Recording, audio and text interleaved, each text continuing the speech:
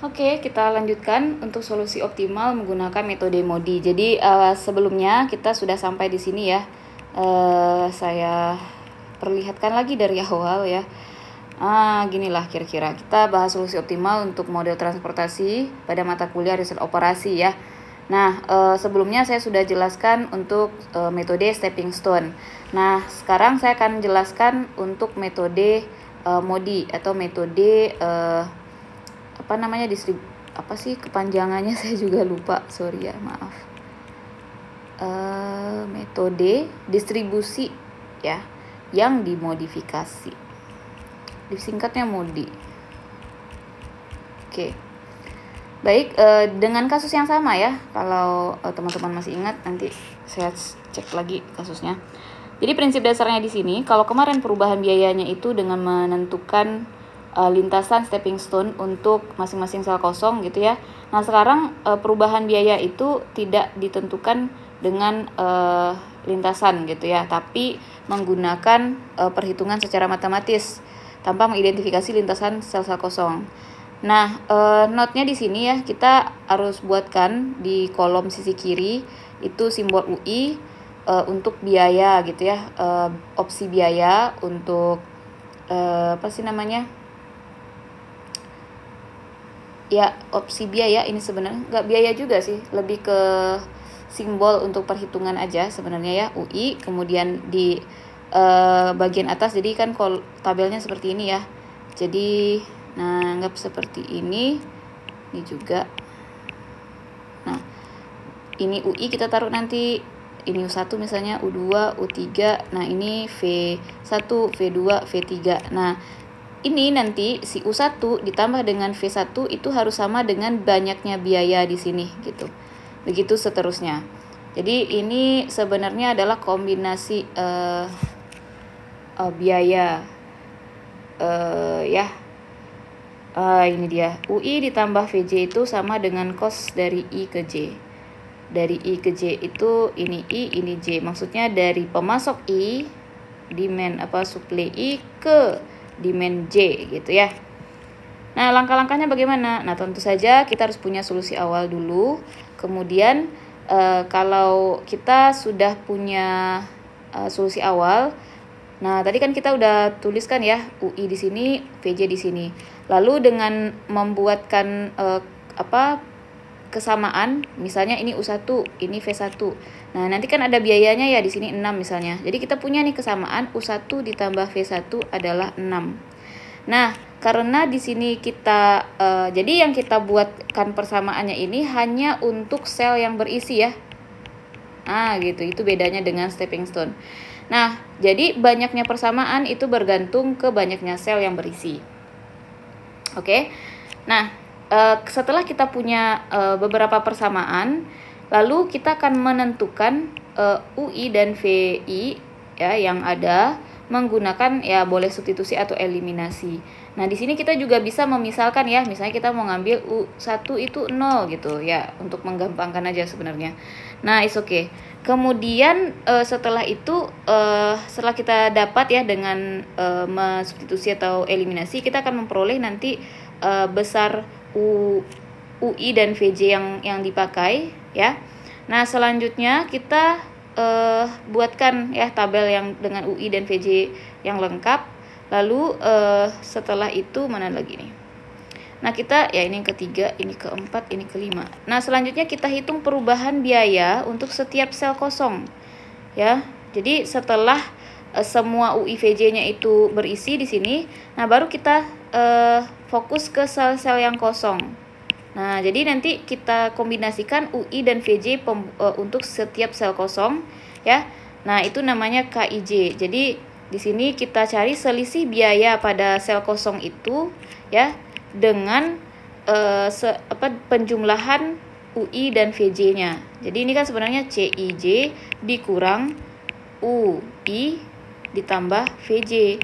Jadi kita jumlahkan UI sebelah sini dengan VJ sebelah sini, lalu kita cari selisihnya dengan si biaya yang ada di sininya. Nah, selanjutnya kita bandingkan ya, mana KIJ yang memberikan penurunan biaya yang paling besar. Nah, itulah sel yang akan kita alokasikan barang yang sebanyak mungkin.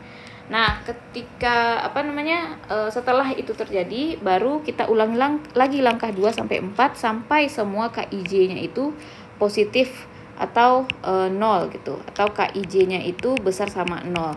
Nah, dengan demikian nanti ketika semuanya sudah positif atau minimal 0, maka solusi kita sudah optimal. Ya, kita akan menggunakan kasus yang sama. Kalau teman-teman itu masih ingat, kalau nggak ingat saya perlihatkan lagi ya. Mana dia? Oke, jadi kasus kita itu kita mau mengirim gandum ya dari penyimpanan gandum yang namanya cerobong butir gandum yang terdiri dari yang terletak di 3 lokasi, akan kita distribusikan ke lokasi penggilingan tepung yang terletak di 3 lokasi juga gitu. Jadi ini dia. Nah, di mana pengirimannya ini menggunakan kereta api.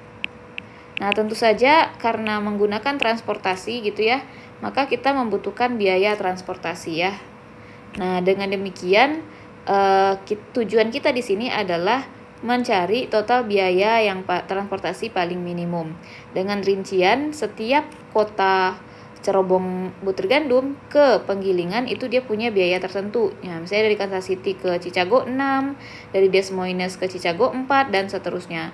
Dengan opsi-opsi biaya ini ya, bagaimana caranya supaya kita bisa mendistribusikan semua gandum di Kansas City ke kota-kota penggilingan, tapi dalam hal ini semua stok gandum di Kansas City habis dan semua kebutuhan gandum di Chicago terpenuhi. Nah, itu kendalanya ya.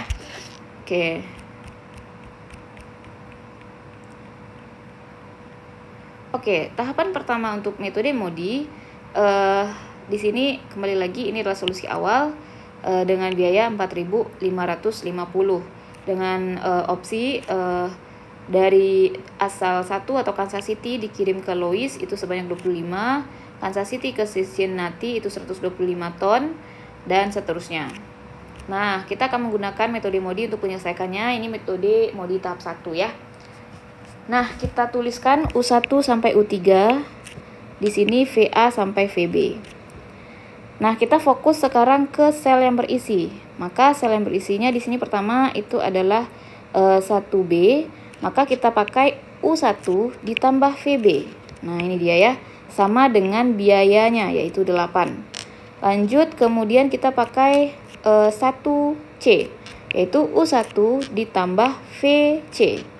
Yaitu kita punya 125. Bukan 125.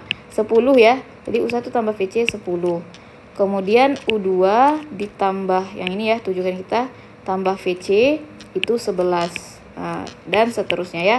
Kita memperoleh 5 persamaan dengan 6 variabel. Nah, ini mustahil untuk dicari kalau kita tidak memisalkan ya solusinya salah satu. Ya. Jadi kita misalkan di sini U1-nya adalah 0 ya. Dengan demikian kita bisa dapatkan VB itu 8. Kalau VB bisa diperoleh, maka kita cari persamaan yang ada VB yaitu ini ya. Maka dari sini kita dapat U3 ya. VB tadi 8. Maka kita dapat U3 min 3. Nah, kalau U1 0 kita bisa juga gunakan ke sini. Nah, dapatlah VC 10. Nah, udah dapat nih 3 variabel. Nah, kita gunakan U3 ke sini ya. Nah, U3-nya tadi min 3, maka VA-nya adalah 7. Oke, VC udah diperoleh 10 tadi, maka kita bisa gunakan ke sini ya, sehingga kita dapat U2 1. Nah, udah diperoleh semua 6-6-nya, opsinya ya.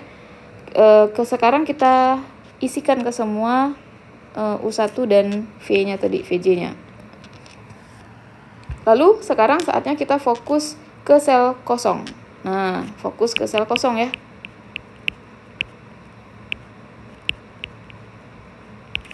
Nah, sel kosongnya di sini kita cari KIJ-nya. Gimana cara mencari KIJ-nya?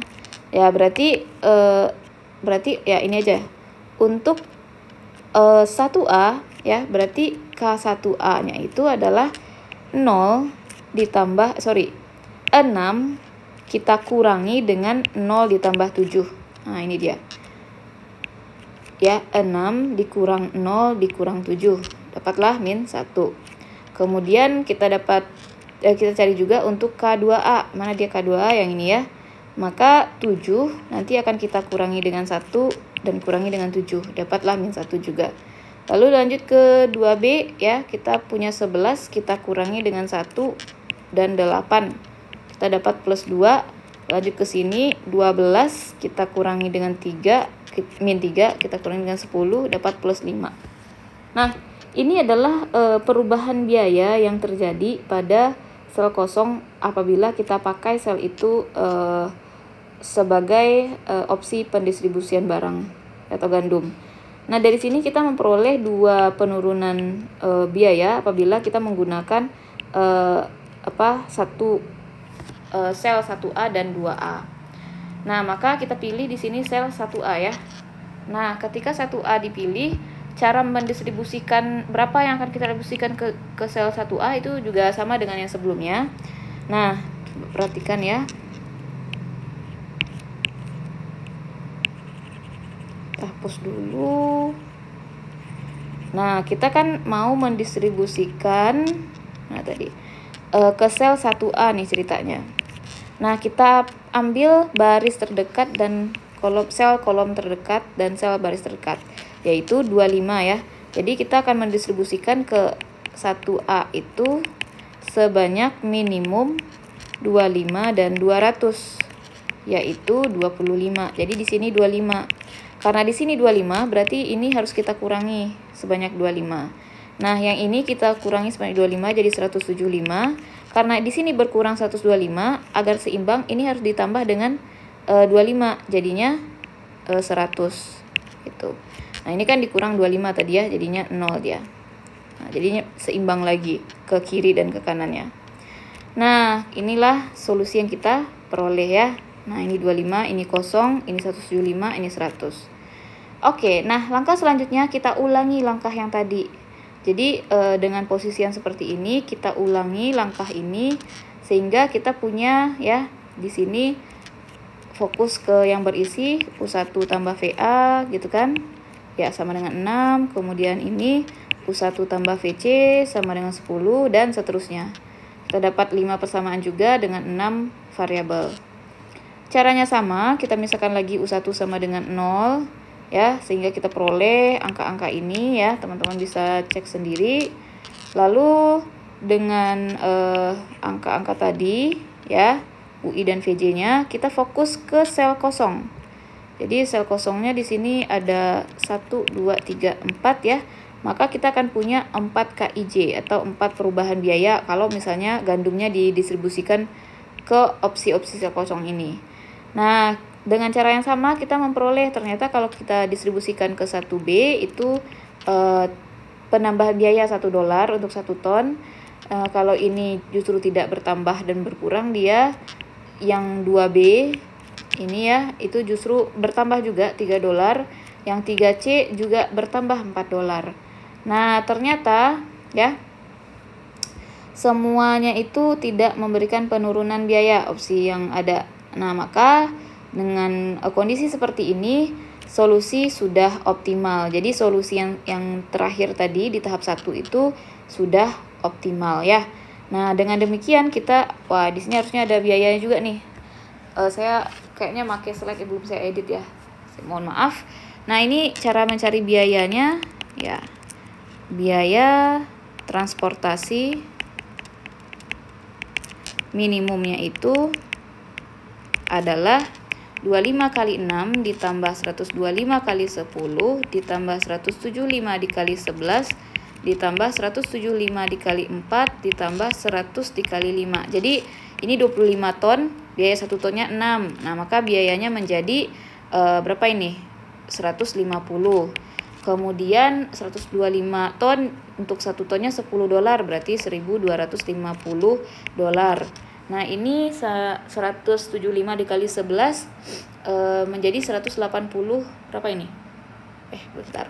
Ini kan sama dengan 1.750 tambah 175 ya. 5 2 1 9 1 1925. Nah, yang ini berarti 350 kali 2 itu adalah 700. Ini 500. Nah, ini sebenarnya sama ya dengan metode stepping stone tadi. Ini adalah $450.25. Nah, memang ini lebih minimum ya, lebih kurang dari awal tadi, solusi awal, yaitu 4.550 ya. Nah, itulah metode MODI ya, dengan menggunakan perhitungan yang lebih matematis gitu. Saya kira cukup penjelasan mengenai solusi optimal untuk model transportasi. Terima kasih atas perhatiannya. Sampai jumpa di video selanjutnya.